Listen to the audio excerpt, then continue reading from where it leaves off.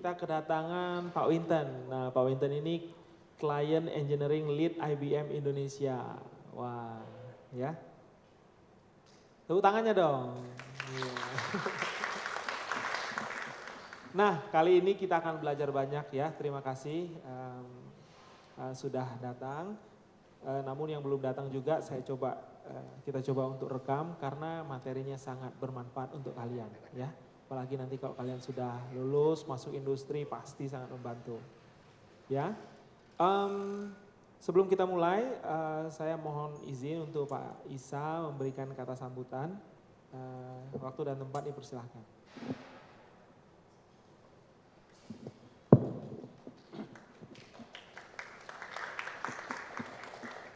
Baik, bismillahirrahmanirrahim. Assalamualaikum warahmatullahi wabarakatuh. Ya, selamat pagi dan salam sejahtera untuk kita semua. Yang kami hormati Pak Winton, Ibu Gebi, perwakilan dari IBM yang telah meluangkan waktu untuk bisa hadir di sini, serta adik-adik mahasiswa yang insya Allah ini adalah suatu kesempatan untuk mendapatkan insight dari dunia industri terkait keilmuan komputer, khususnya di bidang AI. Ya. Seperti yang sudah kita ketahui bersama bahwa Universitas Brawijaya ini kan sejak tahun lalu menetapkan kampusnya sebagai kampus yang mensupport penerapan AI. Sehingga AI ini sebenarnya tidak hanya milik Fakultas Ilmu Komputer saja, tapi sudah menjadi milik semua bidang. Karena penerapan AI ini sangat luas dan penetrasinya hampir ke semua bidang. Bahkan kita sebagai tenaga pengajar pun untuk riset itu sudah tidak diminta untuk berdiri sendiri. Artinya mengembangkan keilmuan di bidang AI secara basic, tetapi diminta untuk saling berkolaborasi dengan fakultas lain karena akan terlihat manfaatnya ketika kita berkolaborasi dengan fakultas yang lain. Nah, untuk itu pada kesempatan hari ini adik-adik saya yakin sudah familiar dengan yang namanya artificial intelligence, apalagi di bidang komputer ya. Ini pasti sudah familiar sama sekali. Nah, hanya saja di sini bagaimanakah penerapan AI itu kalau misalkan dihubungkan dengan suatu organisasi, karena saya lihat tadi di undangan sebagian besar yang hadir di sini adalah dari sistem informasi ya. Kalau sistem informasi ini kan lebih arahnya bagaimana menerapkan suatu teknologi, kalau di bidang AI, ini memiliki dampak sampai berjalan atau enable kepada suatu organisasi. Ya. Beda kalau misalkan di computer science itu mempelajari AI secara matematis. Ya. Nah, kalau kalian kan memang ranahnya adalah bagaimana suatu IT itu sampai enable ke suatu organisasi. Dan untuk itu hari ini sangat tepat materinya yang nanti akan diberikan, mudah-mudahan memberikan insight kepada adik-adik semua dari materi yang nanti disampaikan. Dan untuk itu kami dari Fakultas Ilmu Komputer, kebetulan pada hari ini Pak Dekan sama Wakil Dekan sedang ada acara sehingga meminta saya untuk mewakili membuka kegiatan di pagi hari ini, mengucapkan banyak terima kasih kepada pihak IBM yang sudah meluangkan waktu untuk sharing ke adik-adik mahasiswa di sini. Mudah-mudahan nanti hari ini menjadi langkah awal untuk menjalin kerjasama dengan IBM, karena seingat saya beberapa tahun yang lalu kita juga menjalin kerjasama dengan IBM, hanya saja ini bidangnya lain ya, dan kekinian di sini. Nah, untuk itu ini kesempatan besar terutama bagi Fakultas Ilmu Komputer dan adik-adik untuk mencoba melihat sisi penelitian ataupun sisi yang lainnya yang nanti bisa menunjang sebagai portofolio adik-adik ketika lulus dari Fakultas Ilmu Komputer. Mungkin itu saja pembuka dari saya, kurang lebihnya mohon maaf. Untuk selanjutnya saya harap adik-adik memperhatikan materi yang disampaikan dan persiapkan pertanyaan-pertanyaan yang nanti bisa menggali dan bermanfaat bagi adik-adik. Terima kasih, saya akhiri. Assalamualaikum warahmatullahi wabarakatuh.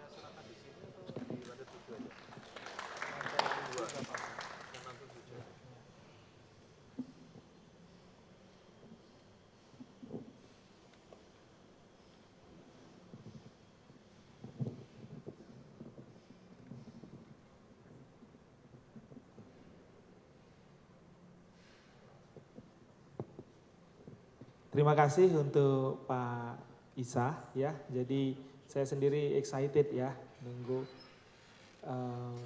tools apa nih. Nah, kalau kita kan ilmu komputer itu apalagi prodi sistem informasi itu kalau dikasih tools itu akan kita explore. Apalagi kalau toolsnya gratis, ya enggak? Wah, kalian bisa ngakses Watson gratis. Nah, gimana tuh? Saya juga penasaran ini ya. Nah, tanpa menunda lagi, untuk Pak Winton, waktu dan tempat kami persilahkan. Ya. Sebelumnya mungkin kita foto dulu ya Pak ya. Ya, boleh ya. Kenang-kenangan, silahkan ke depan. Minta tolong Pak ini ya. Ya, boleh dikasih HP-nya. Ibu ikut.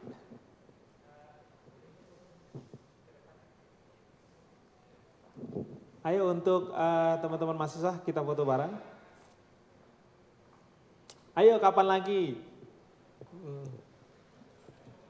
Ya.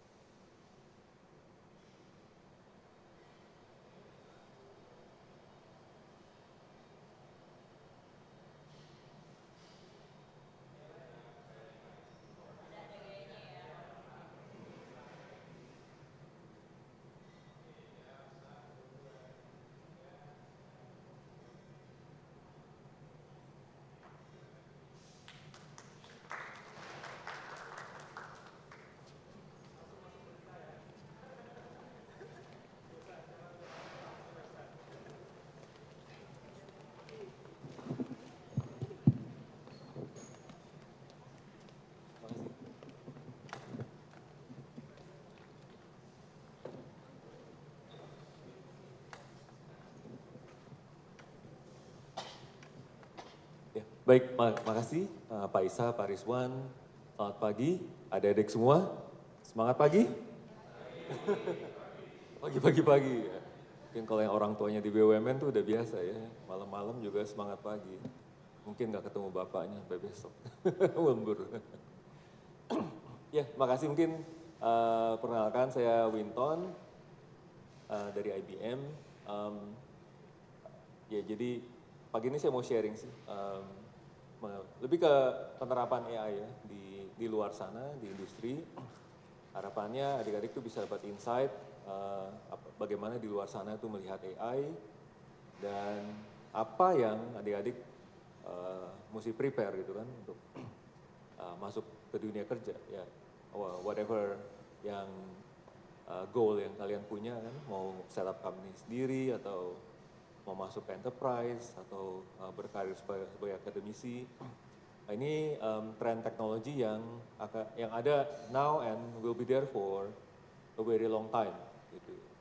Dan dari IBM, memang kita juga provide this AI platform. Nanti at the end of the presentation tuh saya kasih linknya buat adik-adik bisa main-main gitu ya, ngoprek sendiri untuk melakukan trial. Gitu.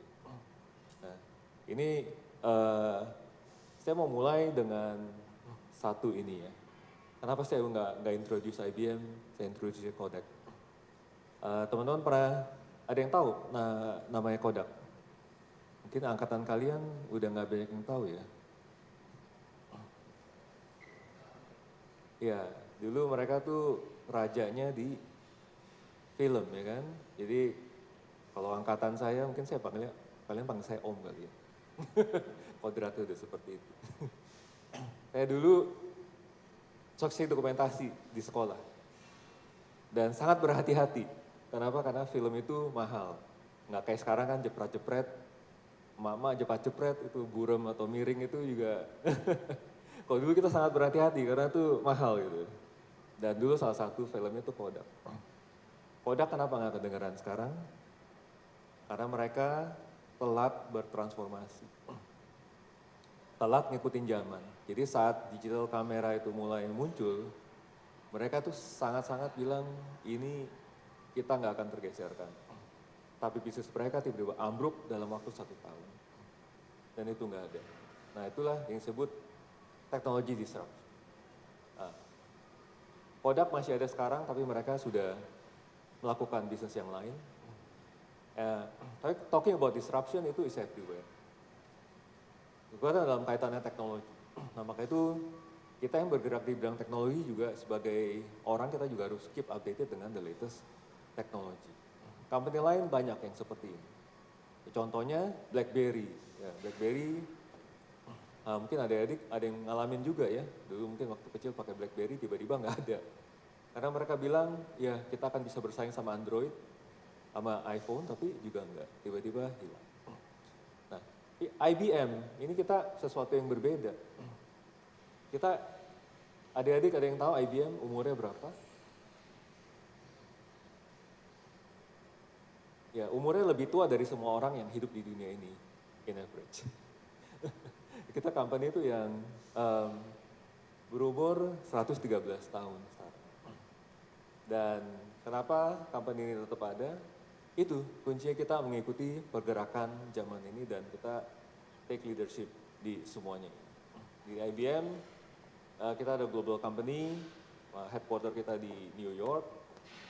Dan di Indonesia ini sudah ada sejak zaman Belanda dari tahun 1937.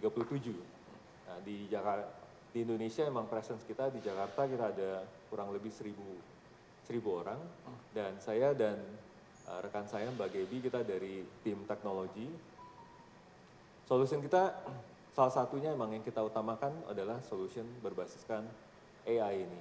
Tapi nggak cuma ini, kita bantu di area lain, namely AI, data, cloud, automation, dan juga cybersecurity dan sustainability.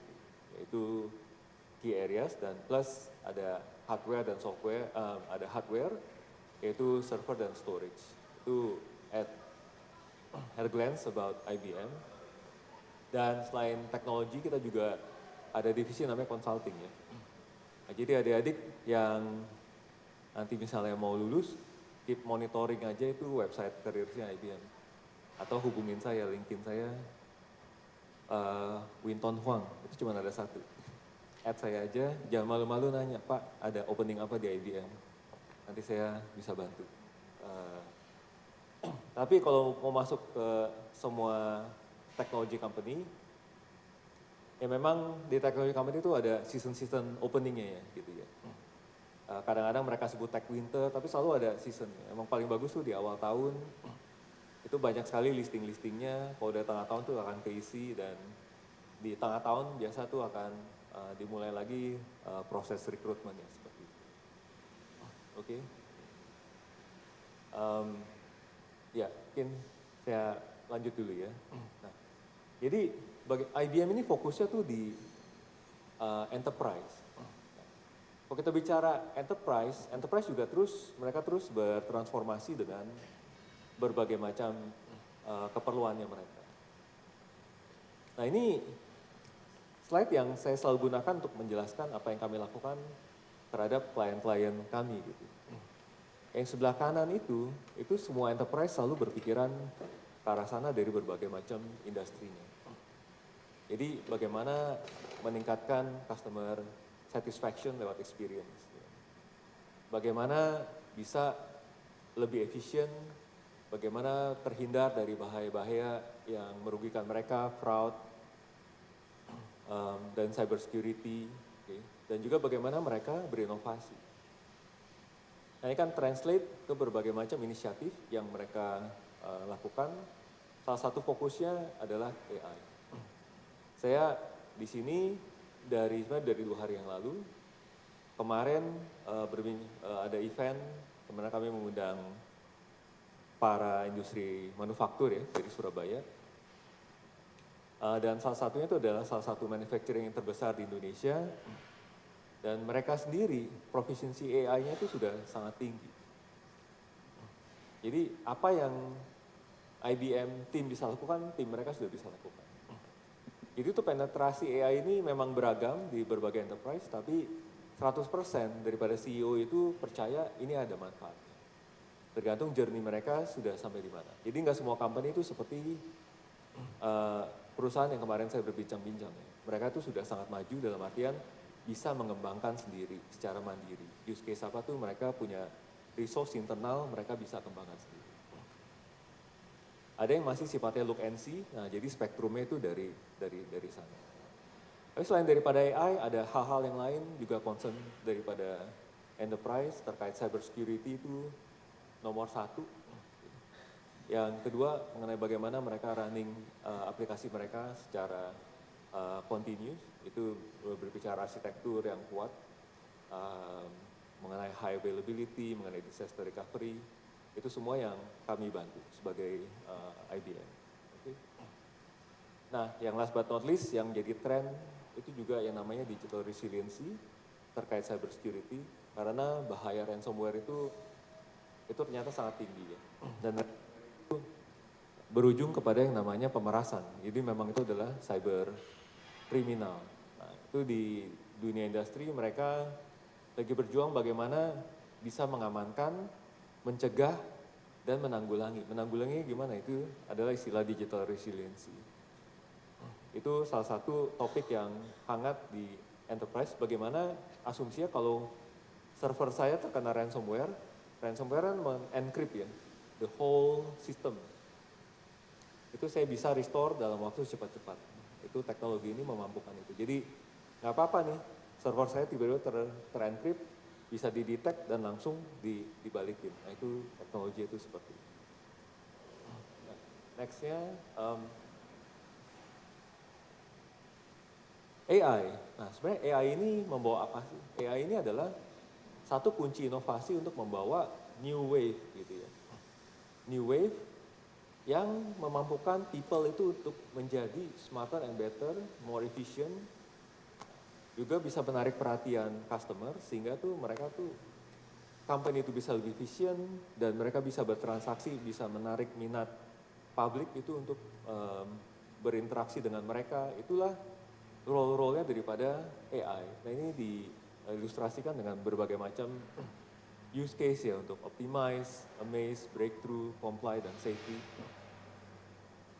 Dan yang sekarang ini yang membuat dosen paling takut itu adalah kehadiran namanya code assistant AI. Kenapa? Ya ibarat buat bikin programming sekarang tinggal order ya. Udah pernah cobain belum teman-teman? Oh udah ya mas ya? Waduh, nih makanya ujian nanti tuh nggak ada internet, nggak ada apa, mesti hard code. Zaman saya dulu kuliah tahun 90-an, belajar tuh beli buku setebel-tebel ini.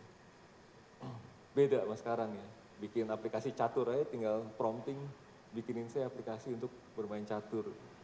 Udah jadi. Nah itu salah satu breakthrough-nya dan IBM juga provide itu ya adik-adik ya. Itu nanti saya akan share how it works. Ini jadi ibarat masa-masa ini adalah masa-masa percepatan yang luar biasa. Dan yang saya selalu share itu adalah anak saya umur 11 tahun. Dia tuh memang udah dikursusin Python sama ibunya. Dan dia mau lakukan itu bukan karena saya orang IT. Satu weekend, ya hari Minggu gitu, Dia buka laptop, saya buka laptop, dia tanya sama saya, gimana caranya bikin web. Dia bilang, saya mau ajarin kamu bukan dari pakai tools gitu ya, pakai WordPress, tapi dari ground up, dari scratch, mengenai HTML, mengenai CSS. Dia cuma bilang, ayo kita buka satu Gen AI, pakai Google. Ya udah kita prompting, saya ajarin dia prompting, bagaimana struktur HTML, bagaimana ngisi teks, bagaimana ngisi image, dan dalam 1 jam dia udah paham. Dan dia udah bisa, oh ya gimana bikin ini Pi, dia bikin website bola kan, dia suka klub-klub bola gitu kan, si Barca, Messi, dia pasang tuh foto-fotonya, udah jadi tuh HTML dari scratch. Dan nggak berapa lama kemudian dia bikinin website buat usaha ibunya. So itu percepatan yang ada di dunia ini sekarang dimampukan oleh AI. Jadi vision dengan AI adalah membuat semua orang lebih efficient, smarter. Jadi bukan menggantikan manusia, jadi augmenting human. Dan orang yang memakai AI itu akan mengalahkan orang yang nggak memakai AI. Jadi wajarlah kalau adik-adik dalam kuliahan itu juga pakai AI, bukan membuat store jawaban ya, tapi make yourself smarter and better. And know everything faster than before. Saya dulu bisa bikin web di umur 20-an tahun. Anak saya 11 tahun. Berapa tuh itunya? Kalau pakai case anak saya itu udah 50% acceleration. Itu seperti itu. And a lot of things. Ini akan impact ke berbagai macam industri gitu ya. Nah mungkin saya kenalin dulu. Di IBM kita pakai brand yang namanya Watson X. Kemarin saya pakai kaosnya, harusnya saya ini pakai, saya ada 2 kaos, harusnya saya pakai kaos lagi, hari ini saya lupa ya. Saya pikir mau ngajar di universitas negeri saya pakai batik. Jadi brand kami itu adalah Watson X, nanti saya akan kasih linknya ya untuk mencoba Watson X ini. Di Watson X ini adik-adik bisa bikin generative AI maupun traditional AI. Ya, itu core-nya. Dan ada surrounding offering-nya buat membuat data lake, buat AI governance, nah itu mungkin konsep yang lebih kompleks, I will share later. Termasuk juga berbagai macam konsep assistant, termasuk lagi namanya code assistant. Itu breakthrough untuk melakukan kita membuat coding gitu. Ada lagi tools buat chatbot, Watson X Assistant, dan lagi yang namanya orchestrate, itu untuk membuat namanya virtual assistant. So, a lot of things we can do, dan disinilah innovation dan creativity kita akan benar-benar diakselerasi dengan satu platform ini namanya Watson X. Mungkin ada dari bertanya, kenapa IBM kok nggak kedengeran dibanding ChatGPT atau OpenAI atau Google gitu ya? Karena memang fokusnya IBM ini adalah untuk providing solution for enterprise. Dan memang strategi dari company seperti itu, saya sering mempertanyakan, tapi memang mereka dalam bisnis mereka bertujuan untuk fokus seperti itu. Dan maka itu juga kami melahirkan banyak sekali use case dan solusi yang spesifik untuk keperluan enterprise. Enterprise dalam kaitan ini adalah perusahaan-perusahaan yang besar di banking, telekomunikasi, oil and gas, manufacturing, termasuk juga pemerintahan. Nah inilah kenapa ada 4 hal yang membedakan IBM dengan solusi-solusi yang lain. Kalau saya dibilang di core generative AI itu semuanya tuh mirip-mirip. Kenapa? Kalau adik-adik mungkin pernah dengar yang namanya foundation model. Foundation model itu semuanya sudah terdemocratize, banyak sekali open source yang ada di Hugging Face ya.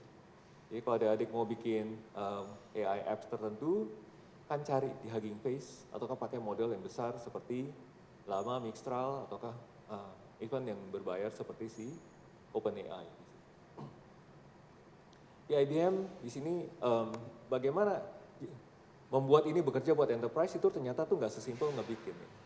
Kalau cuma ngebikin application-nya, itu is one thing.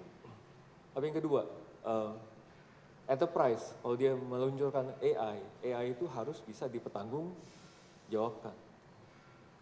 Jadi concern mengenai ethical and safety. Jadi bagaimana kalau generative AI memberikan jawaban tuh yang tidak menghina salah satu golongan.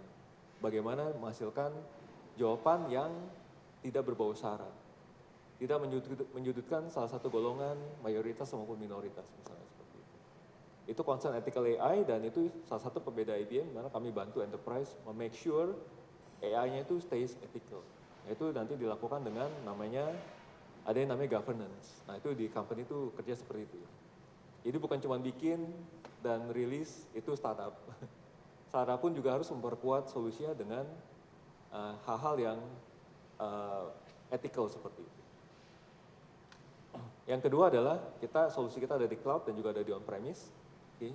Dan yang ketiga buat company untuk bisa menghasilkan AI yang baik, itu memerlukan data yang baik ya kan.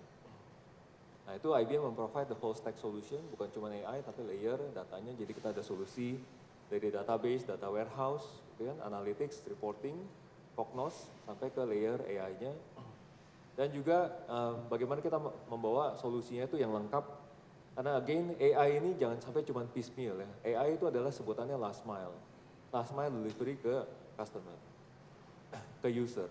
Nah, tapi supaya bisa AI ini bekerja kan basisnya orang bekerja, proses kolaborasi, nah itu perlu ada. Nah IBM memprovide business applications untuk berbagai macam hal. Contohnya paling gampang adalah kita mau melakukan predictive maintenance buat manufaktur.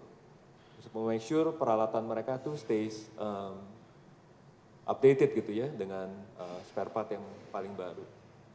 Itu AI aja nggak bisa gitu kan. AI perlu data, asetnya apa, maintenance historinya bagaimana, itu berada di solusi namanya asset management. Nah itu again IBM tuh mengcombine AI plus asset management tersebut. Nah itu memberikan solusi yang komplit. Nah ini kira-kira, kalau tadi saya bilang ada AI, ada chatbot, nah ini solution stack-nya kira-kira seperti ini. Kalau dilihat dari kiri, user berinteraksi dengan AI sekarang lewat web, ya kan, lewat mobile, sekarang udah mulai ke WhatsApp, bisa ke Slack, bisa ke Facebook Messenger dan lain sebagainya. Itu disebut multi-channel. Dan ada lagi interface yang sekarang yang dari industri game itu dijadikan interface human, namanya MetaHuman. Nah, itu juga salah satu industri kreatif yang menarik. Ada beberapa company yang provide MetaHuman tersebut, jadi bisa di-order. Misalnya Universitas Brawijaya mau membuat satu avatar gitu kan, avatar image yang nanti itu bisa ditanya jawab dengan mahasiswa, dengan publik, dengan orang tua daripada mahasiswa, itu MetaHuman. Ke belakangnya teknologi stack-nya seperti ini ya. Nah, yang disebut multi channel itu nanti kita bisa berinteraksi dengan AI, nggak cuma teks ya kan, tapi juga nanti bisa dengan voice. Nah, bisa juga nanti dengan multidimensi juga dengan mata. Nah, jadi di sana tuh ke belakangnya adalah memang ujung-ujungnya teks. Nah, maka itu ada layer namanya text to speech atau speech to text. Itu nanti kalau kita ngomong, dia bisa jadikan teks, nah teks itu dikirim ke belakang untuk dianalisa dan mencari jawaban di belakang dari dokumen kita. Nah, kita lihat generative AI itu adalah salah satu kotak di dalam brand solution-nya ini. Ya, tapi again, di atas platform IBM, ya kita bisa make all this on a single platform. Ya, nextnya saya mau kasih lihat, apa sih use case yang ada itu di industri ya. Ini financial sector, ini salah satu industri yang juga cukup cepat mengimplementasikan. Nah, kalau adik-adik lihat ini ada role-nya gitu di sana. Kenapa begitu? Karena AI use case ini akan spesifik untuk membantu di setiap role tersebut. Ya, untuk customer service, ya, untuk relationship management. Kalau yang tahu RM itu apa tuh, sales di bank ya. Mungkin dari ya keluarga adik-adik tuh kan ada orang udah sering lihat tuh orang tuanya dikunjungin sama bank ya buat dipromosikan produknya tuh relationship manager. Tapi juga ada role lain seperti legal, procurement, even IT sendiri. Nah itu mereka merasakan manfaatnya. Yang pasti yang customer service. Customer service itu bagaimana bank itu merevolusikan interaksi antara bank dengan nasabah, ya. Tujuannya adalah supaya memudahkan. Sekarang kan kita berinteraksi dengan bank bisa ke cabang, bisa lewat mobile banking, bisa lewat internet banking, ya seperti itu. Nah ini juga nanti dipermudah, nanti mau hubungi call center itu nggak harus lewat telepon, tapi itu bisa lewat chatbot. Nah itu konsepnya itu seperti itu. Tujuannya untuk mempermudah bagaimana nasabah berinteraksi dengan bank. Kalau yang lain itu adalah use case untuk bagaimana setiap role itu bisa lebih cerdas.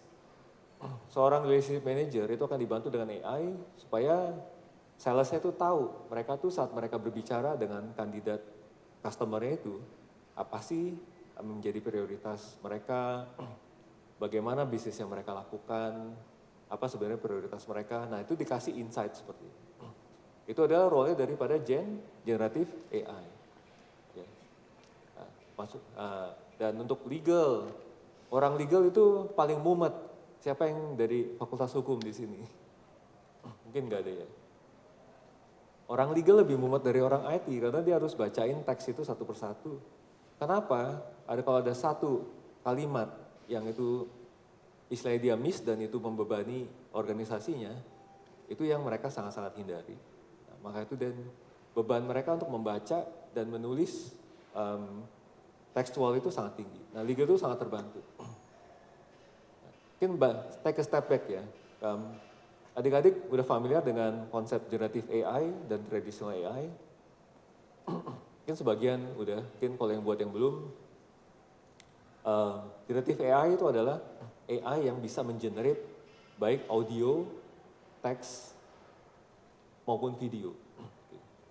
Dan hubungannya dengan itu adalah karena dia bisa mengenerate, prekursornya dia bisa memahami. Jadi dia sebenarnya bukan teknologi AI yang berdiri sendiri. Generative AI itu berhubungan dengan teknologi, at least itu adalah natural language processing yang sudah ada lama sebelum. Traditional AI itu adalah AI untuk melakukan prediksi, paling itu adalah use case-nya prediksi, forecasting. Semisal forecasting sales, forecasting demand, atau forecasting weather, itu semuanya dilakukan dengan namanya traditional AI pakai metode machine learning ataukah deep learning. Generative AI dalam formnya mungkin kita udah 2 tahun ini udah biasa, dia bisa melakukan satu Q&A. Kalau adik-adik pakai ChatGPT itu Q&A, dia bisa melakukan summarization, dia bisa melakukan classification, extraction, itu semua yang dilakukan oleh Gen AI. Dan sekarang itu mereka sifatnya multimodal, dia bisa baca gambar, dikasih jawaban teks, dan lain sebagainya. Ini kita lihat, jadi buat legal dia akan dibantu tuh, untuk misalnya ada kontrak itu dia bisa baca, disisir, AI itu bisa dapetin di mana kalimat-kalimat yang beresiko merugikan company kita. Atau yang kedua, dicari di dalam kontrak ya, bagian mana yang bertentangan dengan regulasi yang ada. Oke. Nah itu contohnya di legal. Jadi legal itu membantu 3 hal, di contract management. Kedua, di litigation, bagaimana dia bisa membantu mencarikan facts mengenai perkara-perkara yang sedang dialami. Yang ketiga adalah regulatory compliance. Jadi memahami peraturan-peraturan pemerintah yang ada dan keterhubungannya dan bagaimana dampaknya terhadap company. Oke. Kalau tanpa itu, mereka harus baca regulasi berbulan-bulan dan melakukan pemahaman manual. Ini semua bisa dipersingkat, ya mungkin dari aktiviti 1 bulan menjadi 1 minggu. Kita bisa rasakan percepatan. Dan role yang lain dari sisi procurement. Procurement itu pembelian ya. Pembelian itu penting karena di situ proses transaksi uang keluar masuk. Kalau ada orang yang ditangkap KPK itu karena banyak menyalahi proses procurement. Jadi bagaimana AI juga membantu legal untuk membuat spek apa yang mereka beli, melakukan review vendor, pencarian vendor dan seterusnya. Dan mungkin yang nggak kalah menarik mengenai IT. Yang tadi dengan adanya code assistant tersebut, IT itu bisa mendevelop lebih cepat.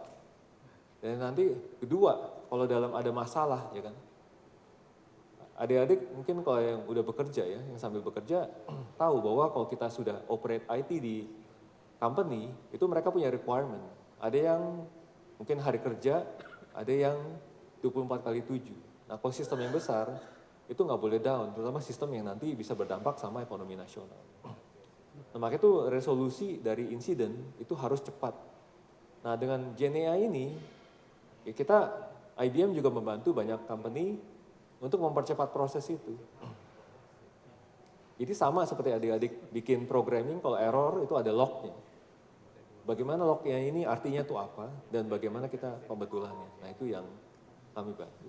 Dan kalau sudah berbicara sistem running di production, itu kerumitannya tuh sangat tinggi karena apa? Error itu bukan cuma dari aplikasi. Bisa dari aplikasi, bisa dari server, bisa dari network, bisa dari integrasi ke pihak ketiga. Wah itu semuanya benang kusut. Nah AI itu akan sangat membantu. Oke. Ya. Dan kalau buat pemerintahan, use case-nya itu juga sangat banyak.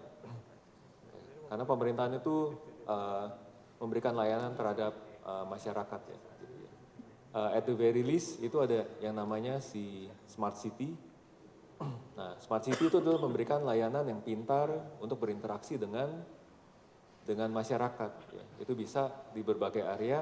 At the very minimum adalah layanan manajemen kota, bagaimana mengatur lalu lintas supaya lebih smart, ataukah dari sisi keamanan. Jadi yang sekarang ini trennya adalah mendeteksi dengan berbagai macam surveillance kamera pakai CCTV. Itu bisa dideteksi tuh kalau misalnya ada kecelakaan, mobil tabrakan, ataukah ada insiden-insiden yang berbau kriminal. Ada orang ditodong, dikeluarin pistol, ataukah ada motor memepet motor, membegal. Itu bisa ditangkap langsung dengan AI dan nanti dikirimkan alert ke pihak yang berwajib sehingga nanti meluncurkan yang namanya Quick Response Team. Itu contohnya untuk aplikasi di government.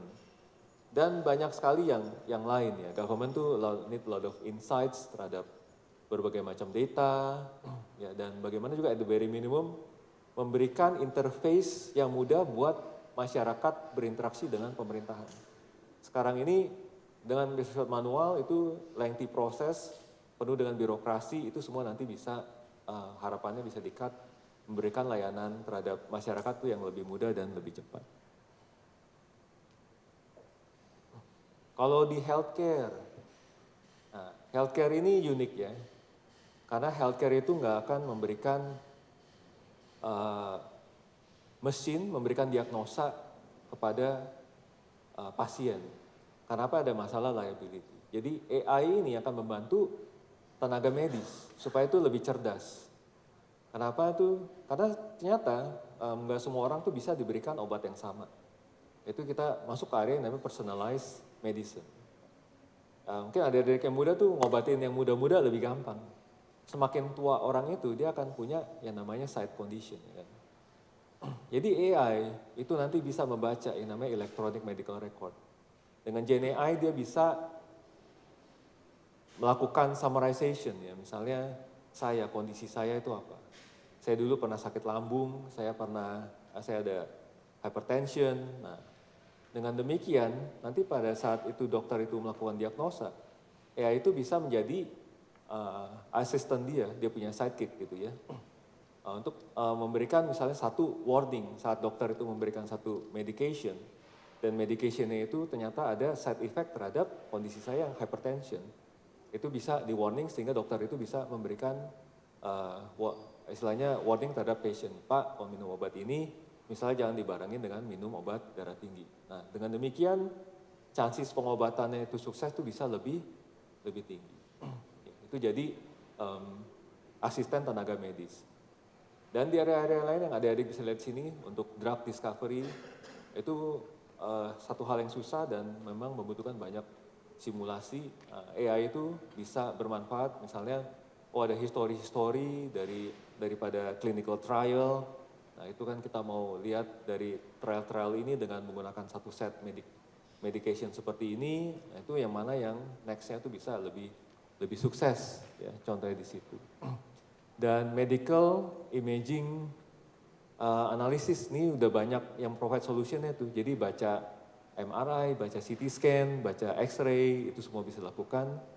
Dan mungkin membantu juga dokter membuat clinical note generation ya. Jadi dia saat dia harus tulis di sistem healthcare itu kan, ya di rumah sakit ya itu dia nggak harus tulis panjang-panjang ya, dia ketik inti-intinya nanti Gen AI itu akan mempercantik. Nah itu berapa contoh. Nah kalau buat di industri yang berbasiskan misalnya manufaktur gitu ya, dan ya logistik, nah ini supply chain. Nah, kalau yang manufakturan di Surabaya banyak tuh pabrik otomotif, pabrik sepatu, sendal itu semuanya tuh berbicara supply chain, supply dan demand. Jadi mereka tuh perlu tahu forecasting, forecast demand, forecast sales, termasuk forecasting daripada inventory-nya. Nah ini memang berbicara banyak mengenai traditional AI, tapi Gen AI juga berperan di sini untuk memberikan interface. Bagaimana tuh mereka bisa mengakses data-data tersebut dengan mudah, juga dengan sesimpel yang namanya melakukan prompting. Ya.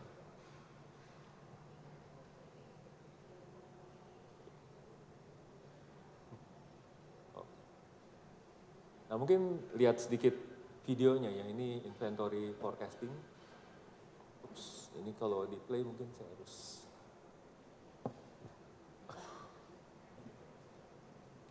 Playnya manual.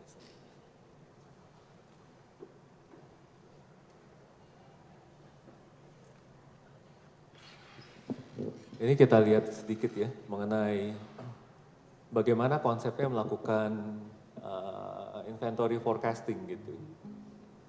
Jadi kan memang ada prediksi demand,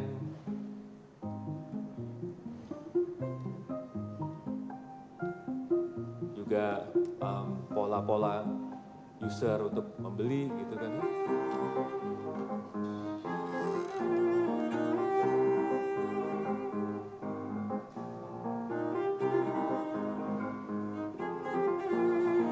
Nah ini faktor-faktor untuk melakukan decision making.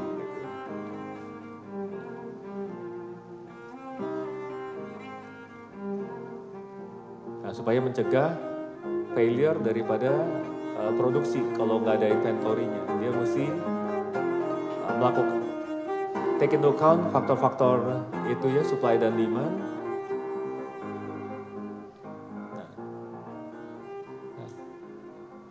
Nah, jadi dengan menggabungkan faktor-faktor tersebut ya nanti kita bisa membuat berbagai macam forecasting. Nah ini bisnis ini sangat-sangat memerlukan gitu. Nah, challenge-nya adalah memang ini memerlukan akses ke data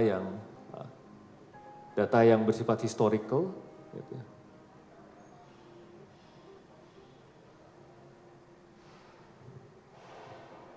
Dan buat adik-adik yang belajar mengenai AI, ya machine learning ini akan sangat berperan untuk melakukan forecastingnya ini. Oke, mungkin saya next aja.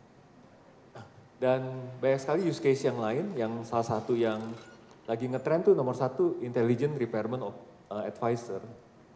Jadi kalau buat kita yang mungkin pernah ngerasain tuh pressure-nya seorang mekanik membetulkan itu ada karena ada deadline. Contohnya adalah kalau kita naik pesawat, semua airline itu nggak mau delay, tapi kadang-kadang ada masalah teknikal di pesawat dan mereka harus betulkan cepat-cepatnya dan harus dalam keadaan aman. Bisa bayangin aviation engineer punya pressure itu seperti apa.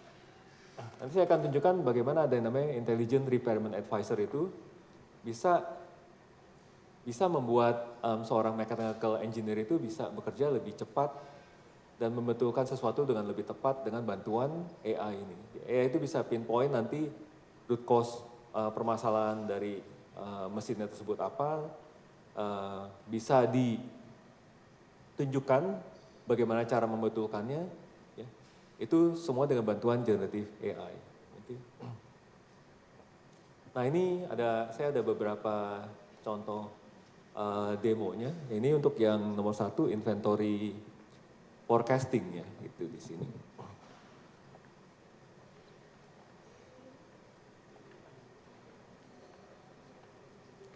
Nah untuk si inventory forecasting memang bisa disajikan dalam bentuk chart seperti ini.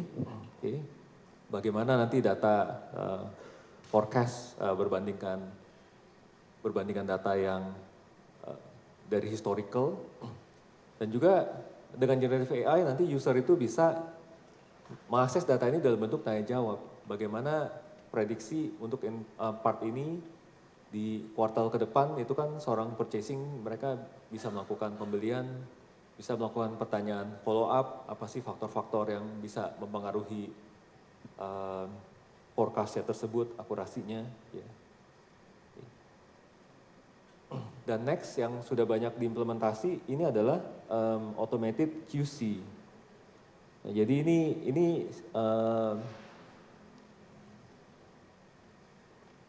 oh boleh sih play. Ya. Oh. Jadi kalau yang QC ini nih, misalnya di production line ada ban berjalan tuh nanti ada kamera-kamera ya. Kamera itu udah kita train dengan berbagai macam image ya, image barangnya dalam keadaan baik dan keadaan tidak baik dengan berbagai bentuknya. Dan kalau ini sistemnya udah berjalan, kita bisa fit itu menjadi training terhadap sistem. Nah ini jadi kita mau otomatisasikan proses QC sehingga tuh nanti bisa menangkap apa sih barang-barang yang mencegah rejectnya. Next ya. Ya nextnya lagi. Ya, tolong di play. Nah ini yang story mengenai yang repairman advisor. Gitu. Jadi kan permasalahannya adalah engineer itu skillnya tuh kadang-kadang nggak merata. Kalau cuma betulin pompa di rumah, saya bisa panggil bawa bapak tetangga saya. Tapi kalau kita bicara engine industry, kadang-kadang spesifik ya kan gitu. Nah ini dia bisa tanya jawab nih kalau ada misalnya hydraulic pressnya itu bergetar, nah, itu kenapa ya kan. Jadi sistemnya ini gimana caranya? Sistemnya itu udah di-train dengan satu documentation manual dari mesin-mesin tersebut, kedua informasi dari publik, ketiga data-data aset, ya kan, historical daripada dia punya repair, termasuk juga wisdom knowledge dari engineer yang senior. Itu dilakukan benar-benar di industri karena gini, contohnya. Di Indonesia average age kita itu di 29 tahun. Kalau di Jepang average worker age itu di 60 tahun, adik-adik. Beda ya, jadi ketersediaan engineer itu mereka tuh kadang-kadang ada beberapa desain yang tahu tuh orang tua. Mereka tuh mau menurunkan desainnya itu ke engineer yang muda. Nah jadilah bagaimana caranya mereka either dokumentasi, either mereka tuh direkam video, ya itu semuanya tuh menjadi source kepada Gen AI supaya nanti younger engineer itu bisa tahu proses berpikir yang senior engineer itu seperti apa, dan dia bisa meneruskan, terutama untuk sistem-sistem, kan di Jepang tuh desainer elektronik, desainer mechanical, semuanya seperti itu, mereka ilmu itu mereka mau turunin. So konsep seperti ini, nah, jadi dengan AI, seorang engineer mesin tuh bisa melakukan tanya jawab untuk membantu mereka melakukan pembetulan secara lebih cepat. Mungkin next ya, gitu. Oh iya, tolong nextnya dan di play. Nah ini demo mengenai yang namanya konsep virtual assistant. Virtual assistant itu adalah menjadi, misalnya saya seorang sales, saya tuh kan nggak punya tim nih, saya sales ngomongnya Honda lah atau apa gitu, ini sales asuransi ya. Seorang sales asuransi saya tuh punya PA, tapi ini virtual. Tujuannya apa? Kalau nggak ada PA itu saya manual, saya ketik surat, saya pikirin orang ini saya tawarin apa, itu manual dan takes time. Jadi kalau misalnya satu hari saya bisa menjangkau 10 customer, dengan virtual assistant saya bisa jangkau 30, 50 maybe customer. Nah ini dimampukan dengan ada teknologi yang tadi namanya Orchestrate, dari IBM Watson X, Orchestrate. Dengan Orchestrate kita itu ada daftar skill, nah skill ini yang ibarat orang kan ada skill ya, tapi ini skill digital, ada library-nya, kita bisa lakukan tadi integrasi ke sistem lain seperti Salesforce, kita bisa melakukan personalized offer gitu kan ya. Dan generative AI fungsinya apa? Misalnya membuat offer letter secara otomatis. Adik-adik bisa di depan, nggak masalah. Memang dari saya kecil sampai sekarang orang Indonesia paling nyaman di paling belakang. Gitu. Dan saya juga begitu. Nah, jadi di sini di platform ini seorang role tertentu itu dia bisa memerintah, memberikan seperti kita memberikan perintah kepada kalau kita punya personal assistant, kita beri perintah kepada virtual assistant-nya. Ya. Misalnya kasih saya list customer saya, ini ditarik dari sistem. Nah, tapi sudah langsung ya terintegrasi ya. Dibilang dia mau cari customer yang ada prospek buying. Nah, kalau di industri asuransi itu mereka berpikir kalau ada customer yang memiliki life change event. Misal ada kelahiran anak, atau mungkin ada yang meninggal, ada yang sakit, pensiun. Nah, ya contoh ini anaknya berumur 25 gitu ya. Nah, ceritanya adalah di sini sales ini mau memberikan penawaran. Nah, tapi di sini virtual assistant AI-nya ini sudah langsung bisa merekomendasikan produk apa yang cocok buat customer dia yang anaknya itu berulang tahun 25. Nah, jadi nextnya sini PA-nya, yaitu virtual assistant-nya yang berbasiskan AI itu sudah memberikan draft emailnya tersebut. Nah, ini value-nya adalah productivity increase daripada orang tersebut ya. Sales itu yang mana satu hari, again, kalau manual dia cuma bisa lakukan 10, dia diharapkan bisa melakukan 20, 30, ataupun lebih banyak lagi. Ya. Nah, yang kita tolong di play jadi. Nah ini, sekarang ini nanti di dalam IBM itu juga ada yang namanya autorec. Autorec itu adalah di mana tuh kalau adik-adik mau belajar lah contohnya. Kan ada PDF dikasih sama dosen gitu. Kalau itu mungkin teks, ya kalau yang suka membaca bagus ya, tapi kadang-kadang ada yang cuma mau tahu inti-intinya. Jadi kita tuh bisa ambil dokumen PDF, kita upload ke sistemnya ini, dan nanti tuh dia akan bisa melakukan pemetaan, ya, pemahaman. Nah ini sebutannya NLP dulu, Natural Language Processing. Bahasa Indonesia juga bisa, mungkin demonya bahasa Inggris. Ya, ini ada sedikit opsional untuk melakukan technical parameters gitu ya, chunking strategy and so on. Nah, tapi dengan ini sesimpel parameterize seperti ini, nah nantinya nextnya tuh kita sudah bisa langsung tanya jawab terhadap konten dokumen tersebut. Ini mungkin kelihatannya easy, tapi buat certain case memang ini it is that easy. Tapi untuk memberikan satu aplikasi yang benar-benar reliable itu membutuhkan development effort. Nah itu kenapa ya engineer itu adalah salah satu profesi dengan highest paid di sekarang ini, baik di Indonesia maupun di luar negeri. Nah itu jadi kita udah bisa langsung memberikan pertanyaan gitu ya, apa sih keuntungannya menjadi proaktif sales ops gitu ya. Apa sih reasons of the loss, ini semua tuh jawabannya tuh diambil daripada dokumen tersebut. Ini ibarat kalau adik-adik punya materi kuliah, ya bisa langsung ditanya, apa adik-adik mau tanya, bisa tanya. Jadi buat persiapan misalnya exam, ya. Bisa ya, jadi banyak lah use case penggunaannya. Nah mungkin saya masuk sedikit ke AI buat yang developer, nah ini juga cukup menarik gitu, karena sekarang ini beberapa task itu bisa di shortcut dengan menggunakan AI. Ini bad news buat para dosen. Jadi bukannya bad news ya Pak, tapi maksudnya supaya nanti ujiannya itu close book, close internet, mesti diketik. Nah jadi buat, kalau kita bicara di lingkungan software developer, itu ini ada role-role-nya. Ada project manager, kan adik-adik kan juga bikin project masing-masing kan.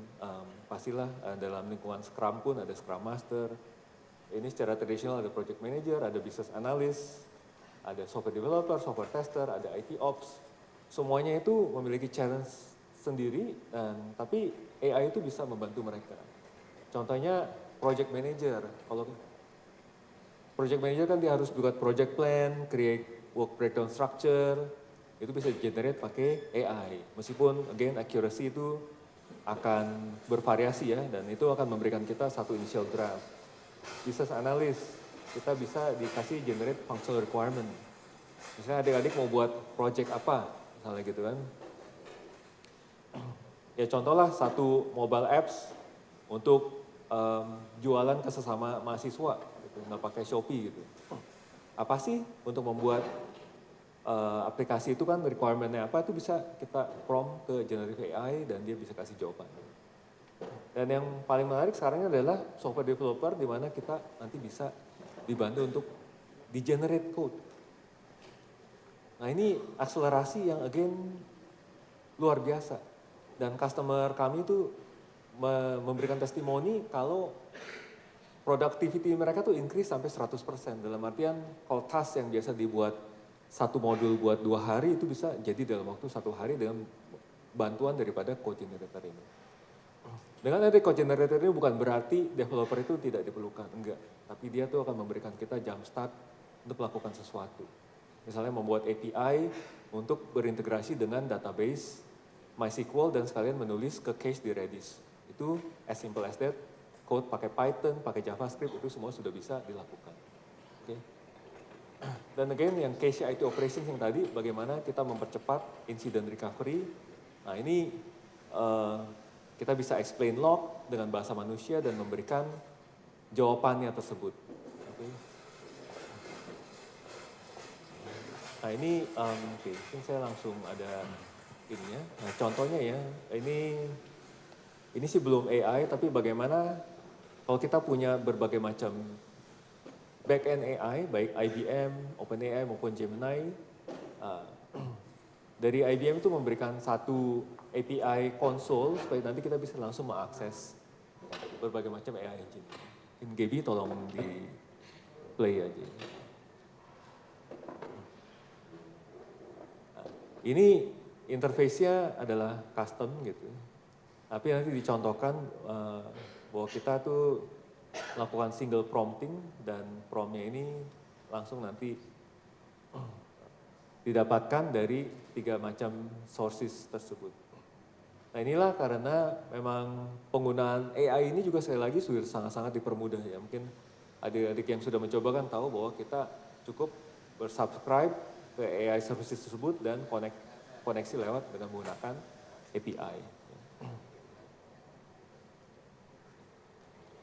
Nextnya adalah contohnya untuk bagaimana AI juga mempercepat seorang developer. Nah, kalau kita coding kan again ada coding front end, ada coding middleware, API buat kita berintegrasi dengan berbagai macam sistem. Nah, di sini kalau kita punya API, tapi kita mau mengenerate Open API specification-nya, tolong di play ya. Kalau untuk melakukan ini secara manual, itu tuh kita harus memberikan komen-komen di code kita supaya tools yang ada secara tradisional itu tuh bisa men-generate Open API specification. Nah sekarang itu requirement itu sudah nggak diperlukan lagi. Ya nanti itu kita cuma perlu memilih nanti apa namanya code-nya itu apa dan dia akan melakukan generation daripada Open API specification ya.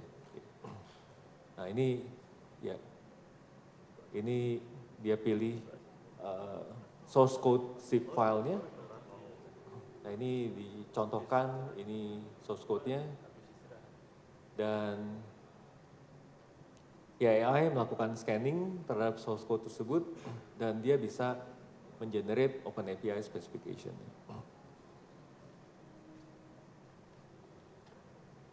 Dan juga dibalik, bagaimana kalau kita punya Open API specification, kita bisa membuat API-nya secara otomatis. Ini reverse ya. Again, Gaby tolong.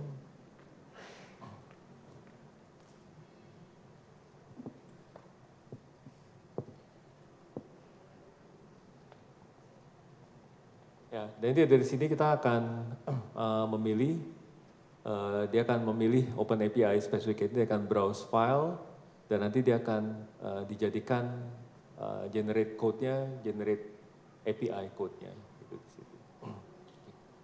kembang play-nya agak di tengah, mungkin agak dipercepat, mungkin ke tengah ya jadi terus.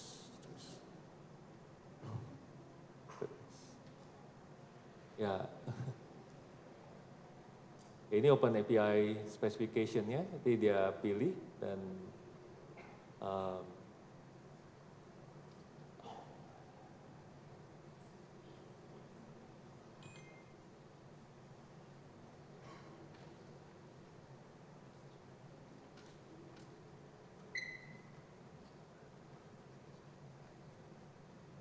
ya jadi filenya itu dia akan pilih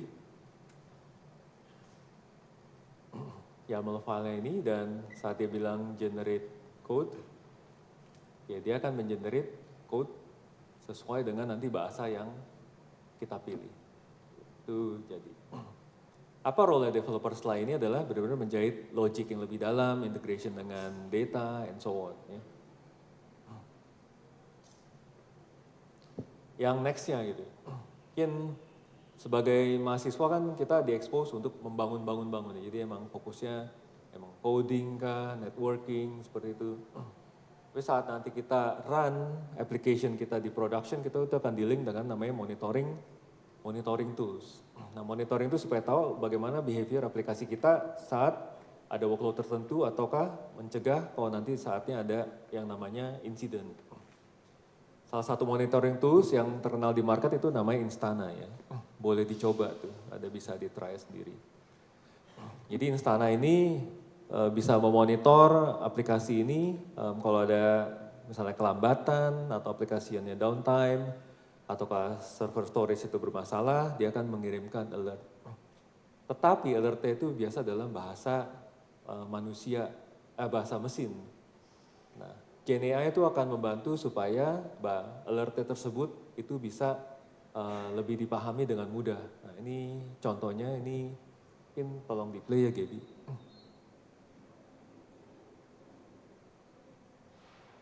Nah, ini chat interface ini adalah dalam bentuk Slack gitu. Jadi kita bisa integrasikan. Jadi AI itu bersifat back end ya, front end itu bisa Slack, bisa WhatsApp, bisa web. Nah, contoh ini adalah Slack. Slack ini banyak dipakai untuk melakukan kolaborasi, chat ops. Nah di sini GenAI ini bisa memberikan nomor satu secara simpel adalah jawaban dari pertanyaan-pertanyaan gitu ya. Apa sih perbedaannya antara Instana dan Grafana gitu ya. Apa sih perbedaannya, ini pertanyaan yang masih umum dan GenAI ini bisa jawab. Dan di sini juga nanti untuk berinteraksi dengan monitoring tools, ini kita bisa memberikan pertanyaan yang lebih spesifik. Apa sih yang terjadi dengan aplikasi yang namanya parse URL tersebut, nah, gitu ya, aplikasi yang namanya parse URL. Nah ini dia akan bertanya dan datanya itu kan diambil dari monitoring toolsnya tersebut.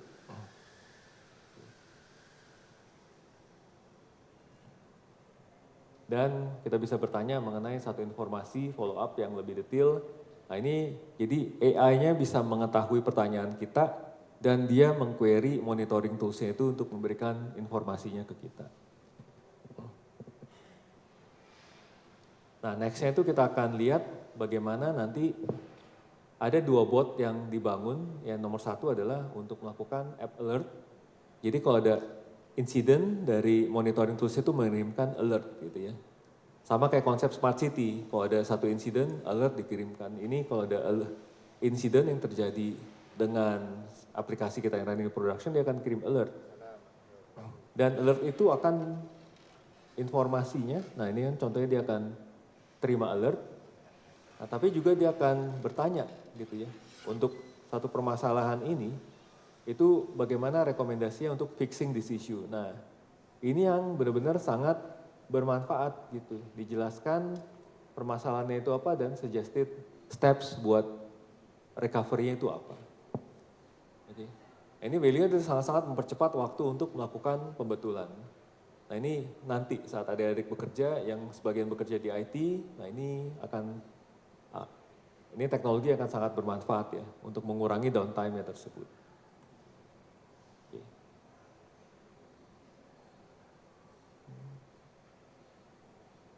Nah, mungkin yang saya masuk ke bagian yang terakhir yang code assistant tersebut ya. Mungkin kita langsung lihat demonya aja sih. Nah ini tolong di play Gaby, thank you. Nah ini kan ada, kan yang IT ini udah familiar ya, ini adalah VS Code. Luar biasa. Jadi di VS Code ini nanti kita bisa install yang namanya si plugin ya.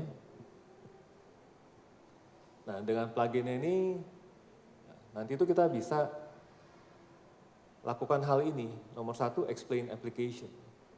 Dan ini bisa digunakan untuk berbagai macam programming language, pakai Python, pakai JavaScript, pakai Java, pakai .NET. Gitu. Ya, di sini dia bisa lakukan, ya, contohnya buat Java ini adalah upgrade Java version, dia bisa modernize runtime. Okay. Nah ini semuanya by menggunakan menu. Nah misalnya kalau dalam kita yang memakai Java, kita mau upgrade versionnya ya. Mungkin kalau adik-adik masih bikin prototype itu langsung pakai latest Java version. Kalau di company itu banyak aplikasi yang running Java version yang sangat tua dan mereka tuh perlu di-upgrade. Nah di sini tuh dibantu dipercepat untuk upgrade-nya, sehingga untuk waktunya itu bisa benar-benar di-cut more than 100% ya gitu ya. Jadi bisa berkurang 50% and or more. Nah, dan kalau ada isu-isu terkait upgrade itu, AI itu bisa langsung melakukan pembetulan.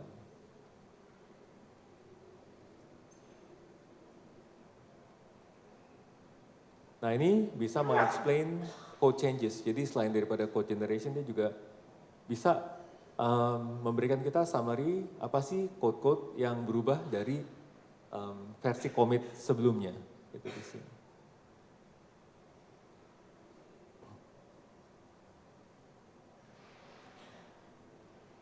Dan mengenerate JUnit test. So ini saya melihat bahwa developer itu benar-benar dimanjakan sih. Jadi yang how much, mungkin Mas ini tahu ya, ini kalau buat semuanya ini manual, ini will take how much time gitu kan. Nah ini dengan ini automatically generated, ini udah saving time-nya itu udah berapa banyak.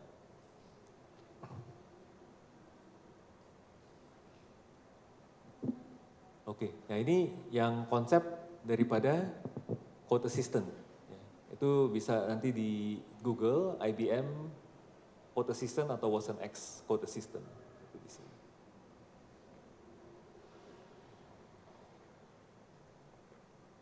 Nah, mungkin saya sampai di sini aja. Nah, buat take away buat adik-adik, ini kalau mau coba gitu ya, watsonx. Kalau yang Code Assistant tuh linknya beda lagi. Kalau mau coba bikin generative AI pakai watsonx, mungkin di foto aja nih linknya saya buat shorten link itu ibm.biz/watsonx try it. Itu masuk ke trial website-nya itu seperti ini, trywatsonx.ai for free. Ya, bisa main-main, kalau ada pertanyaan boleh kirim Slack ke saya gitu. Slack, LinkedIn message. LinkedIn saya Winton Huang, itu cuma ada satu. Feel free to connect gitu ke saya. Okay. Jadi bisa tanya apa aja ya, nggak usah melulu technical. Kalau mau tanya, Pak di IBM ada lowongan nggak? Boleh gitu. Nanti saya akan informasikan. Kalau nggak di IBM, di yang lain boleh. Nanti saya informasikan juga. Nah mungkin dengan demikian sih saya sharing saya selesai sampai di sini. Dan di IBM tuh kita banyak workshop ya. Mungkin nanti juga kalau itu mungkin ada yang virtual kita lakukan, nanti saya bisa menginvite. Nah mungkin sekarang saya open buat Q&A ini. Mari. Ya. Boleh adik-adik kalau ada yang mau bertanya. Yang penting adalah there is no stupid question, yaitu nomor satu, jangan malu bertanya. Dan kalau mau sukses di perusahaan itu mesti berani tampil, itu tips. non technical. Ayo Mas, nah kayaknya ini Mas ini. Oh LinkedIn, Winton Huang ada ya?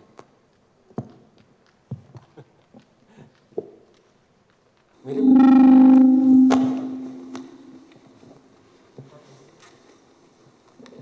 Winton IBM ya mungkin cari.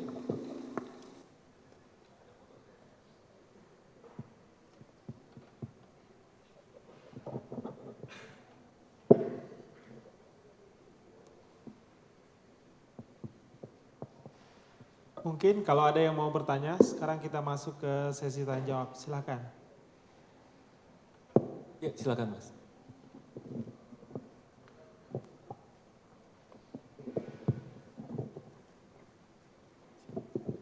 Baik, terima kasih atas kesempatannya Pak.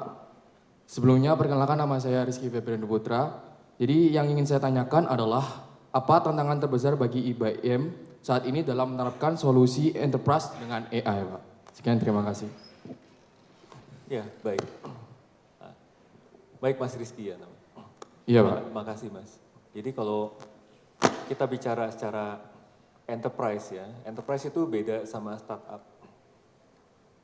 Nomor satu secara industri itu kita sudah mempermudah keberadaan AI ini dengan nomor satu adanya SaaS gitu kan. Kayak teman-teman nanti bisa try Watson X itu kan itu dia running di cloud di SaaS. Itu yang mudah. Nomor dua cost-nya itu juga sudah rendah. Kalau buat enterprise itu dia berpikirnya selalu soal bisnis. Jadi nomor dua tantangan sih, saya cover yang bisnisnya dulu ya. Apa yang saya maksud sebagai tantangan bisnis? Enterprise itu selalu berpikir mengenai cost benefit. Jadi saat mereka tuh untuk mengambil keputusan juga di enterprise itu ada namanya jenjang approval. Kalau yang mau misalnya C-levelnya itu mungkin akan lebih cepat karena dia tuh bisa menggelontorkan inisiatif juga lebih cepat. Kalau inisiatifnya dari bawah, dia mesti naik dulu ke sini manajer approve, baru sampai direktur approve. Terus juga ada perhitungan yang namanya cost benefit. Dan bagaimana juga internal company itu untuk melakukan persetujuan secara horizontal dalam artian kalau orang IT-nya itu tertarik bikin AI, usernya tertarik nggak? Gitu. Atau usernya udah tertarik, IT-nya ini setuju buat jalanin nggak? Itu challenge-nya itu secara struktural dan bisnis di satu organisasi, baik pemerintahan maupun perusahaan. Secara teknis, untuk teknis membangun mungkin nggak seperti itu ya. Tapi tantangannya adalah secara teknis itu memang juga balik lagi ke talent. Talent buat AI ini kenapa mahal? Karena memang jumlahnya itu masih sedikit. Itu salah satu area challenge-nya secara teknikal itu sebenarnya adalah di sisi talent. Secara ketersediaan teknologi, again ini semuanya sudah dipermudah. Tantangan yang kedua adalah ternyata untuk membangun AI ini adalah sebutannya last mile technology dalam artian dia tuh membutuhkan bahan baku di bawah. Bahan bakunya AI apa? Adik-adik, data yang berkualitas. Bukan cuma data ya. Kalau datanya sampah, forecasting kita sampah ya kan. Tapi kalau data kita historicalnya bagus, forecasting kita lebih akurat. Nah itu tantangannya sebenarnya kalau itu lebih lama lagi. Misalnya ada satu klien saya, dia tuh mau melakukan personalisasi offer buat customer-nya. Tapi apa yang dia alami adalah data customer-nya itu duplikasi. Misalnya Mas Rizky, namanya Mas Rizky. Ada bisa jadi ada nama Rizky. Atau mungkin Mas Rizky yang sama tapi memiliki datanya tuh lebih dari satu gitu kan. Nah itu inisiatif pembersihannya itu ternyata tuh nggak mudah.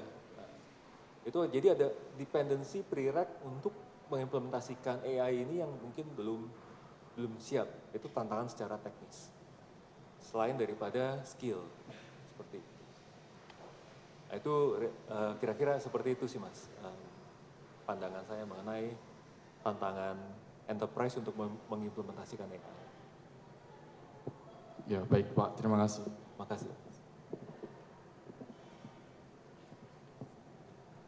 Ya Mbak, silakan.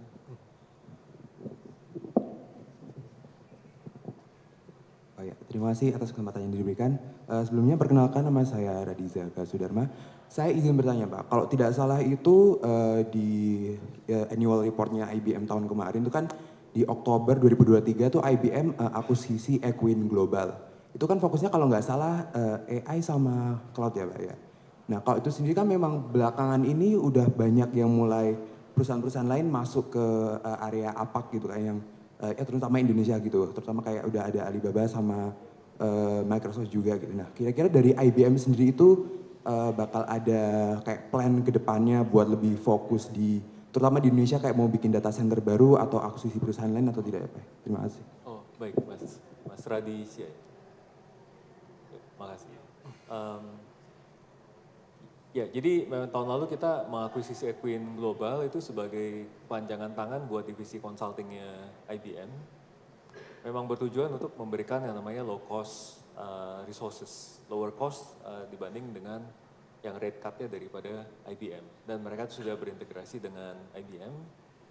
Dan untuk rencana IBM ke depannya mengenai pembangunan data center, itu saya nggak bisa confirm at the moment, tapi itu adalah satu aspirasi yang kalau dari tim lokal sih kami emang sangat-sangat kepengen gitu. Tapi again juga dalam kaitannya enterprise ya, kami juga membutuhkan support dari regional kami untuk make it happen. So itu that's the vision is there. Kapannya mungkin nanti tunggu announcement yang berikutnya. Seperti itu. Makasih. Iya Mas, silahkan. Terima kasih kesempatannya. Nama saya Muhammad Iqbal Diti Pratama. Nah, saya ingin bertanya kalau apakah Watson X bisa berintegrasi dengan aplikasi lain, terutama karena saya mengincar cybersecurity, otomatis SIEM ya, monitoring. Nah, bisakah diintegrasikan sehingga seperti memblokir IP sendiri, terus bisa memprediksi prosedur dari threat actor tersebut sehingga kan bisa banyak meluangkan waktu untuk SOC-nya sendiri. Terima kasih Pak. Baik Mas Muhammad Iqbal, makasih pertanyaan. Ya. Jadi aplikasi AI ini salah satunya memang dari awal itu sudah banyak diimplementasikan di solusi SIEM. Jadi kalau dari IBM itu ada yang namanya QRadar SIEM Mas. Sekarang memang produk ini sudah didivestasikan ke Palo Alto, tapi kita masih memprovide solusi yang on-premise-nya buat QRadar SIEM. Di dalam QRadar SIEM itu secara produk IBM sudah dimampukan dengan AI ini, ya untuk melakukan grouping insiden, melakukan forecasting, dan termasuk memang di SIEM itu ada automation buat istilahnya rectification ini. Ada modul namanya SOARS. Nah, itu memang embedded di dalam yang namanya satu SIEM solution tersebut. Jadi untuk melakukan hal-hal yang tadi Mas bilang, untuk melakukan quarantine, melakukan blocking, isolasi, dan seterusnya itu kita bisa apply berbagai macam automation di sana. Dan terkait dengan code assistant tersebut, juga code assistant ada buat bahasa namanya Ansible. Ansible itu bisa melakukan berbagai macam task, start server, stop server, atau as simple as menutup satu IP tertentu di server tertentu. Nah itu kita bisa generate Ansible task dan Ansible playbooknya itu secara otomatis. Kira-kira jawaban saya seperti itu. Makasih. Lagi teman-teman, silakan.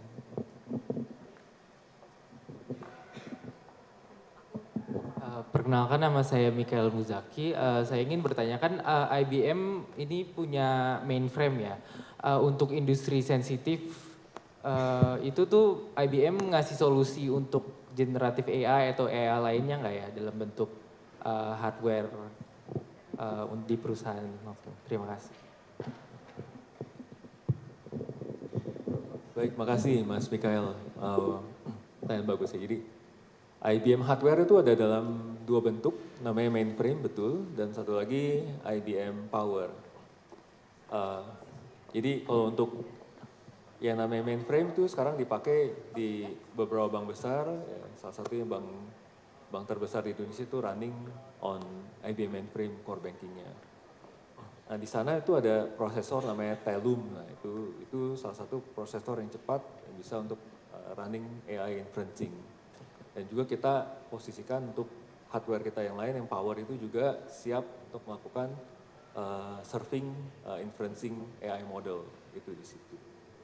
Jadi dua-duanya tuh ready. Maksudnya kalau misalnya yang si mainframe dengan Telum itu bisa dengan cepat mendetek ada yang namanya fraud. Gitu. Fraud dalam transaksi keuangan itu sangat-sangat penting. Misalnya kalau ada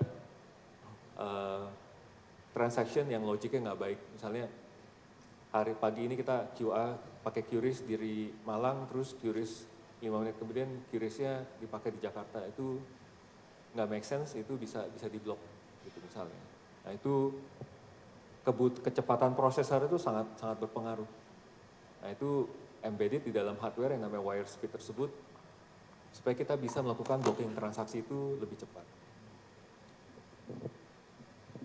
Gitu sih Mas. Makasih. Ada lagi? Oh iya, silakan. Oke, tes. Sebelumnya izin memperkenalkan diri terlebih dahulu. Nama saya Dian Raditya. Kebetulan saya juga lagi belajar terkait machine learning in production, terutama di skala perusahaan yang besar, yang enterprise, terutama seperti IBM. Nah, mungkin pertanyaan saya itu terkait bagaimana cara maintain model AI-nya dari IBM yang punya ini, menjaga ketahanan modelnya atau menyesuaikan dari modelnya, dan mungkin cara kerja CI/CD-nya dalam di IBM itu gimana? Karena kan setiap tahun ke tahun data yang akan didapatkan itu semakin varias dan makin berbeda. Apakah IBM menerapkan AI yang multimodal atau menyesuaikan dengan data baru itu, dan bagaimana cara CI/CD-nya seperti apa? Mungkin seperti itu. Ya, baik Mas, terima kasih. Memang kalau untuk area ML itu CI/CD-nya dikenal dengan namanya MLOps. Itu ada berbagai macam pendekatan untuk kita membuat framework MLOps-nya tersebut kan. Sehingga dari mulai kita create modelnya sampai model tersebut terdeploy itu kita nggak harus manually melakukan secara manual. Nah, itu kita ada contohnya untuk beberapa implementasi MLOps-nya tersebut. Dan khusus untuk semua AI model baik generative AI maupun traditional AI itu kan perlu melakukan yang namanya di training ya kan. Udah di training ya memang kita perlu melakukan versioning. Nah, yang menariknya memang untuk Gen AI ini perkembangannya memang cukup pesat. Multimodal itu adalah de facto untuk tahun ini, dan kami juga udah support multimodal, salah satunya lewat our own foundation model, dan juga model-model yang lain disupport di atas platform Watson X ini. Ya. Nah, dari IBM sendiri kita juga ada open source, ya. Nah yang namanya Instruct Lab ya, itu bisa dicoba sendiri sih, tapi yang perlu ada perlu hardware-nya, karena perlu GPU ya, untuk kita melakukan training, fine tuning terhadap foundation model. Ya, contohnya adalah untuk menambahkan skill-skill atau knowledge daripada foundation model. Ya, contohnya foundation model kan ini generic knowledge, tapi bagaimana misalnya kita menambahkan informasi yang detail mengenai Kota Malang misalnya seperti itu. Nah itu Instruct Lab itu memberikan facility yang mudah untuk kita menginjeksi, training foundation model itu dengan knowledge dan skill yang baru. Itu Mas. Berarti cara maintain modelnya itu secara manual atau otomatis dari ini, dengan menyesuaikan data yang ada? Kalau dengan MLOps, ya kita kan versioning modelnya kan, kenapa kan ada model release ya, itu kan sama, itu ada versioning, nanti ada release. Nah kita harus memang bungkus model-model itu seperti yang mereka lakukan di open source. Ya kan, ada model ya, lama 30B apa, terus lama sekian billion apa yang lain. Nah itu jadi saat kita develop, kita maintain versionnya, dan saat kita udah ready kita release modelnya tersebut. Cycle-nya tuh seperti itu. Berarti ada tahap maintaining per setiap waktu tertentu ya berarti ya? Iya betul. Jadi kan setelah dirilis dia dipakai di production. Nah nanti kan pada saat di lapangan kan terima feedback dari human ya. Jawabannya ini bagus ataukah jelek ya gitu kan. Nah itu menjadi feedback buat AI engineer untuk melakukan further fine tuning. Nah, bisa fine tuning terhadap modelnya atau fine tuning terhadap prompt engineeringnya tersebut. Oke, siap. Terima kasih. Ya, makasih. Silakan.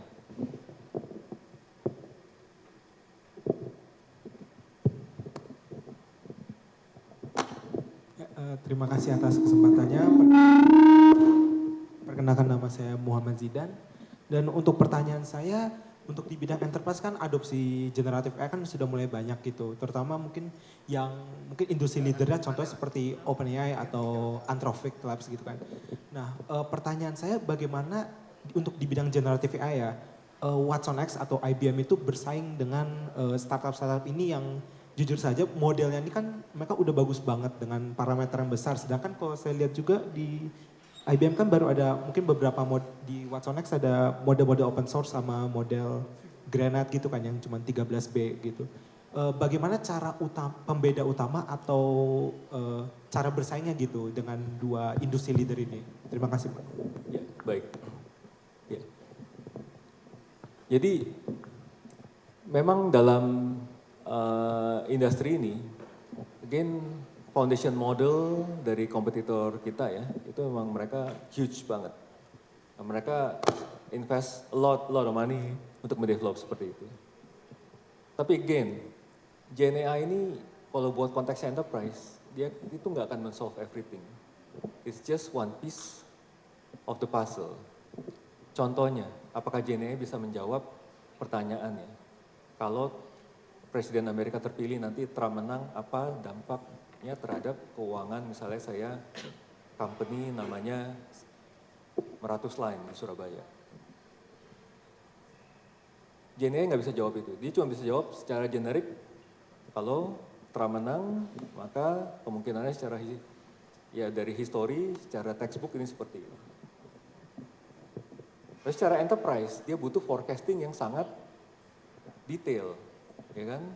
Bagaimana supply dan demand-nya itu secara historical itu sudah terjadi bagaimana dampak-dampak kalau kejadian eksternal seperti ini, mereka terkena impact seperti apa. Nah, itulah yang kekuatannya IBM. IBM kita bisa menjalankan baik modelnya IBM maupun non-IBM. Jadi ini kita bukan menjual foundation model di IBM, tapi AI capabilities. Ya. Jadi kita bisa memakai model dari IBM, bisa memakai model dari non-IBM. Dari Llama, dari Mistral, semua yang ada di dalam Hugging Face. Dan kita combine dengan specific capabilities untuk keperluan enterprise. Jadi tadi untuk melakukan financial forecasting, Gen AI alone itu nggak akan menjawab. Tapi Gen AI kalau kita combine dengan misalnya planning and budgeting system yang kita punya, kita tuh bisa membuat forecasting financial yang very accurate.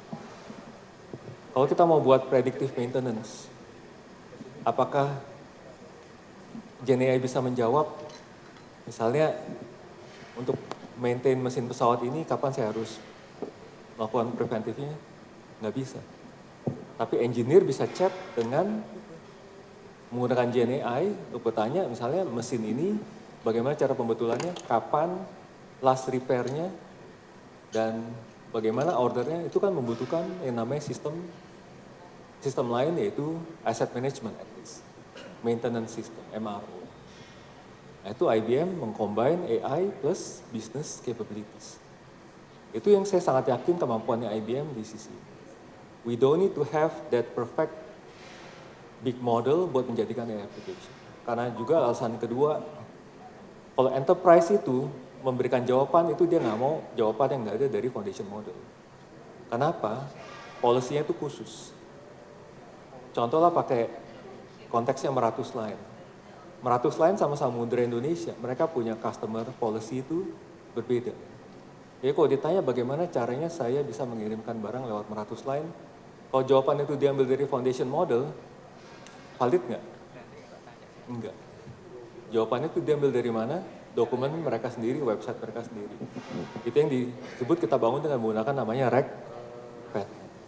Sekali lagi, memang kita ini melihat yang mercusualnya, oke, this thing is the best, this thing is the biggest, Tapi at the end, bagaimana ini applicable, not always the case. Tapi buat kebutuhan research awal main-main, this thing looks fantastic sih. Yang dari kompetitornya tersebut.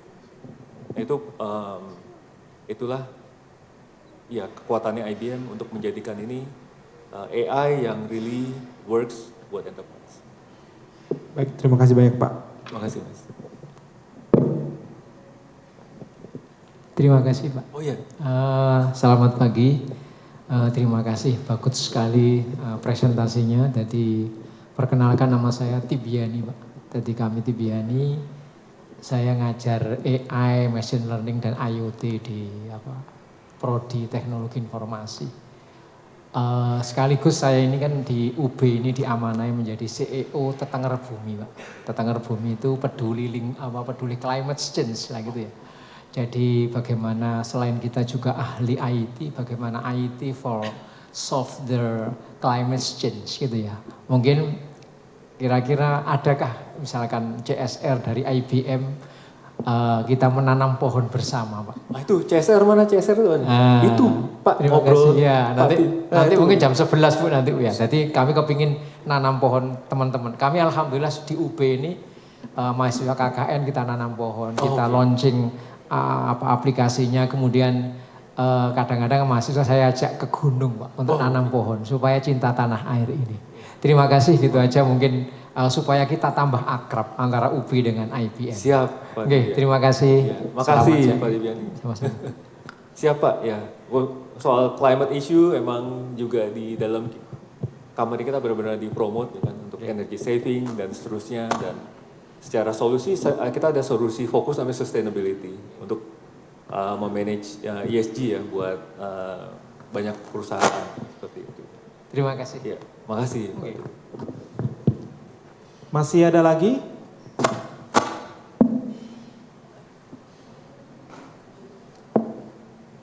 Cukup? Ya, kalau tidak ada lagi, tidak ada lagi pertanyaan? Mungkin lagi pada nyoba Watson ya Pak? Iya. Iya. Baik, kalau tidak ada lagi, kita akhiri sampai di sini ya kuliah tamu. Mungkin ada closing remark dari Pak Quinten, ada Pak?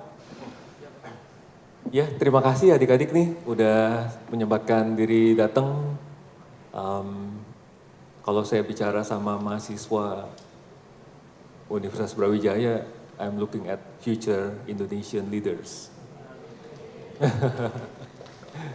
Tapi emang untuk menjadi ke arah sana, era kalian tuh udah era yang smarter than before ya. Jadi kalian tuh juga, ini kayak saya ngomong sama anak saya sih. Kita memang ya be the best version that you can. Salah satunya adalah mendekatkan diri dengan company kayak IBM itu dan teknologinya itu salah satu portfolio yang akan sangat bermanfaat. Either you do business or you do technical, itu portfolio itu ada. Jadi again feel free buat main-mainin salah satu Watson X. Tadi kan ada linknya ibm.biz/WatsonX try it gitu ya, feel free. Nah, kalau ada anything, pertanyaan, there is no stupid question, itu connect ke saya lewat LinkedIn, I'll try my best to answer. Ya, semoga IBM dan UB bisa terus kolaborasi lebih dekat. Terima kasih. Terima kasih Pak Risman. Ya, kita kasih tepuk tangan ya untuk Pak. Sebelum kita akhiri karena ada yang baru datang, boleh ya kita foto. Iya, ngadep ke mahasiswa. Tapi dapat semua enggak, Bu? Kalau enggak pada ngumpul dulu ke tengah sini. Boleh? Sini. Dapat semua tapi Bu ya? Oke. Udah di tengah ya?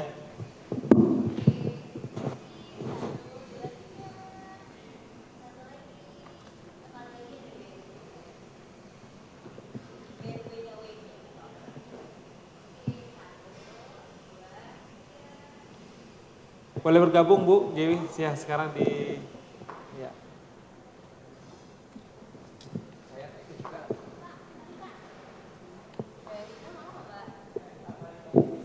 Bu Rina, mari gabung.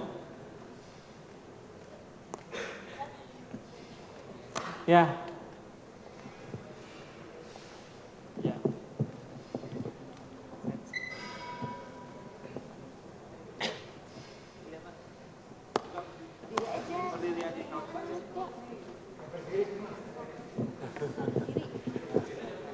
Ya, boleh berdiri.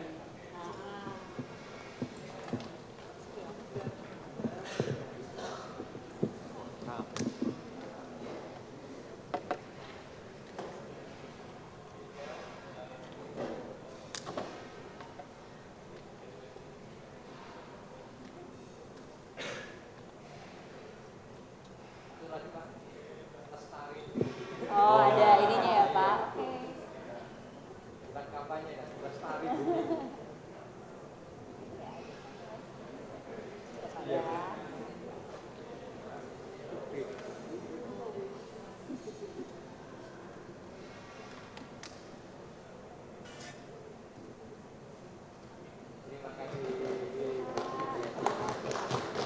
Saya titip ya.